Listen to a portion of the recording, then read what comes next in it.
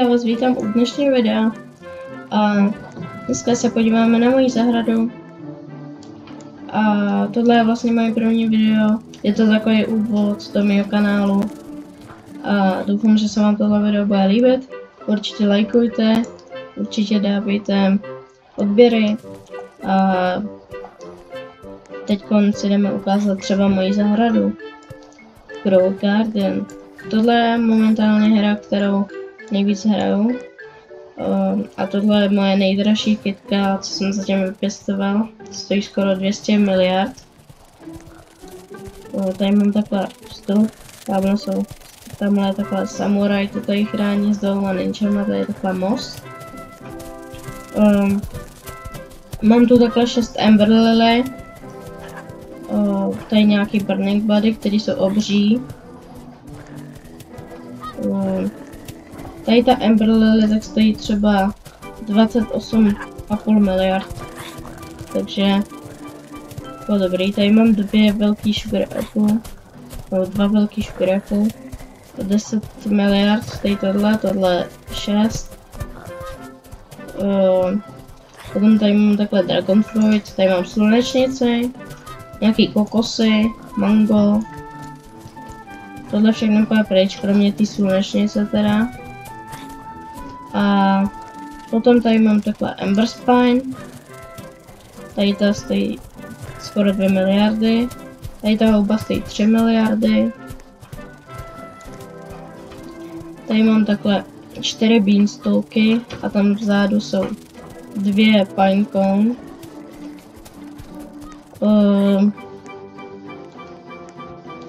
Můžu vám třeba ukázat ještě moje pety, což je docela zajímavý, nemám jako nějak extrémně mega dobrý, ale mám jako tak průměrně dobrý pety. Momentálně používám tady 2 Raichu, 1 Muru, tohle ptáka, co dělá ty věci Tranquil, a Dragonfly, který má Tranquil mutaci, kterou jsem na něj dal. A určitě hrajte ten event, ten se fakt vyplatí. Tady dáváte korrupt věci, tady Tranquil. A ještě určitě expujete tohle dědulu, který vám vlastně vyroste ten strom. A dávám vždycky vajíčka, dávám tyhle tyči, dávám vlastně prostě co já vím, co vám ještě dá, ty peky a takhle různě. Já momentálně těch peků mám trochu víc. Můžete vidět, že mám trochu plán na video, už tam vzadu jste viděli na mojí zahradě, že tam něco mám připraveného. Takže to si určitě na videjku někdy otevřeme. A určitě budu točit,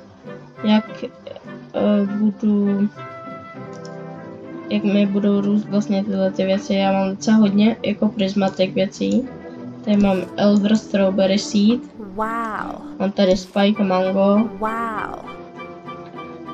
Mám tady 4 beanstalky, 2 Sugar Apple. Oh my God. Mám tady 1 Burning Bud. Wow. Mám tady 2x Giant Pinecone. Wow. 184x houby. To snad nebudem sázet, to je jak plevel. Nevím, jestli jsem ukazoval Ember Lily 3x, že mám.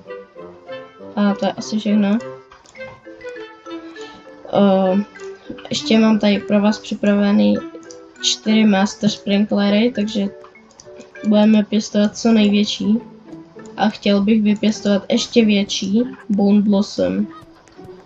Takže určitě se těšte na další videa. Těšte se na další videa. Takže lajkujte a odebírejte, aby vám neuniklo to video.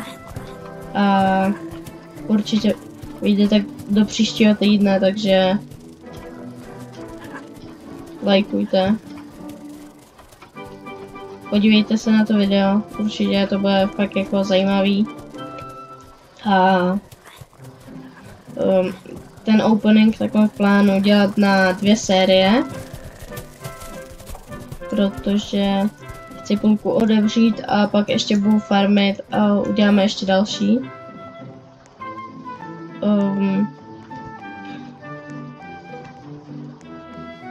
Co ještě bych vám mohl ukázat? Jo, tady toho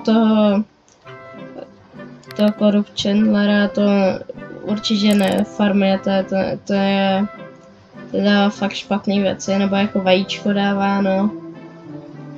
Ale po mně chce skoro 700 milionů, takže to fakt mu dávat nebudu a ten quest fakt dělat nechce, takže budu radši to.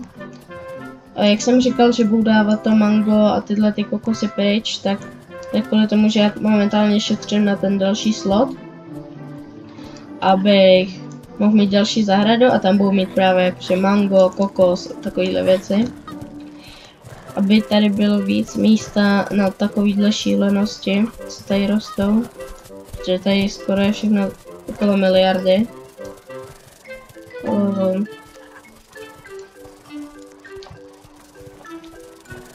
Ještě přemýšlím, co bych vám mohl ukázat.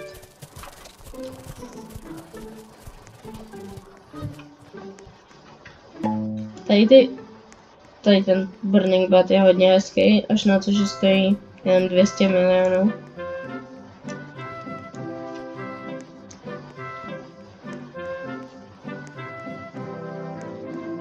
Jestli chcete, tak bychom si tady mohli odevřít tyhle 5 vajíček.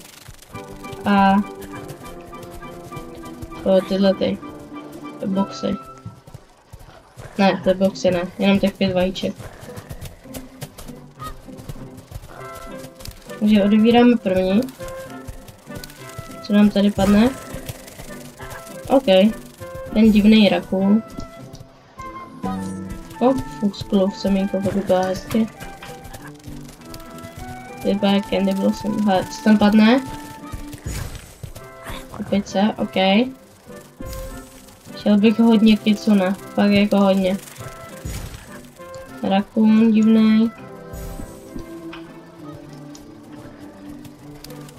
Pojď kicuna, prosím.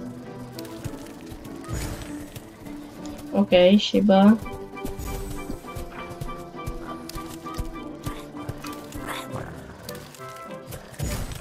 OK, další Shiba.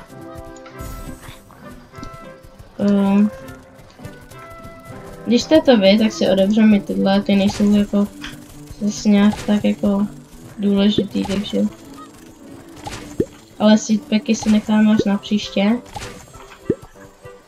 Je to přece první díl, takže. A nepadne nám žádný samuraj, škoda. Tady ta lampa nám teď padla. Tohle to je dobrý. Tohle to taky je dobrý. Taky dobrý. To je znovu. Dobré. Tohle nic moc. Dobré. Škoda. Chtěl jsem tam vodopád, ale taky nepadly špatné věci. Já si myslím, že tohleto video bych mohl nechat bez sestřihu.